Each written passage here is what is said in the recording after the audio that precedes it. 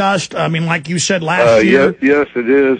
And the mood seems to be, according to our Treasury Secretary Gessner and Bilt, toward a shorter recession, not a 10-year recession. Now, Danny and I have collaborated for many years. He's not here this year for the third straight year. I don't know why. Couldn't communicate with him, but he's always been reliable, and we've collaborated over the years. But the tilt is toward a shorter recession, partly because a 10-year recession would damage Bilderberg industrialists themselves. As much as they want to have a department of global department of labor and the global department of treasury and everything, they still like making money. And such a prolonged recession would cost them big bucks industrially because nobody's buying their toys. Now, they're not all industrialists. Some of them just born to great wealth and watch it pile up. And some are high officials of the government and so forth. But tilt is toward keeping it short but using it to, within 2 years, you can make people miserable enough to accept anything. Seems to be the view. Okay, to be clear, Jim, you're confirming that they, as you said 3 years ago and 2 years ago and last year, you said they were going to cut oil prices in half when it was at $149 a barrel and suddenly it plunged because they really are running things. This isn't predictions. This is what the elite are saying. Are you saying that, yes, indeed, they've engineered the crisis to terrorize people into accepting the new Bank of the World, the new world currency? Either they engineered it or they're surely celebrating it. They are exploiting it to promote the, well, as you said, also the new world currency. But they've been so far behind their schedule on that. In fact, the Patriots have been winning, as I've said so many times. Bilderberg was confident of having an American Union by the year 2000, and that was 9 years ago. And we don't have an Amerio yet. They were first wanting to just dollarize the Western Hemisphere, but now they want it to be an Amerio. Oh, so they do want to go with the Amero. Jim, in the limited time we have left, just a few final questions. You said record security, that they shut down the entire Palace area and 3 hotels in the resort. You said you've never seen this level of security. Why? Do you have any inside info on why they're acting so afraid? Well, they're paranoid. Every year, as a secret site, they try to make it. They get widespread publicity.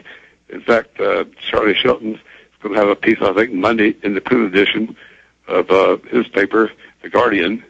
There's a lot of freelance reporters here, others associated with various broadcast networks and newspapers, and there's seems to be just about as many journalists as there was before. And it's hard to get the for demonstrations with cars being stopped and people bullied or fully 2.5 miles away from the scene of the gate. So while there's less dramatic protests like you saw at Chantilly last year, they're here, and the journalists are here. Wait a minute, Jim, I was saying police were coming up and arresting people 100 yards away. You're saying 2.5 miles away, because I keep seeing videos where it's like seashore and trees and no buildings around and highways. Are there just, from what I've been told, there's police just everywhere arresting people all over the, I mean, this is total police state.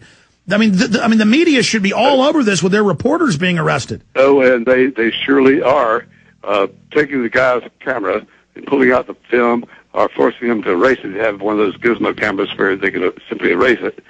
They're doing that. They did Charlie Shelton 3 times. He's a glutton for punishment. And there's been a large number of guys who've told of those experiences. Okay, Jim, Jim Tucker, in closing, when are you getting back to the United States so we can get a full 30-minute report here on air from you? When are we going to see the big print edition in American Free Press with all of the details?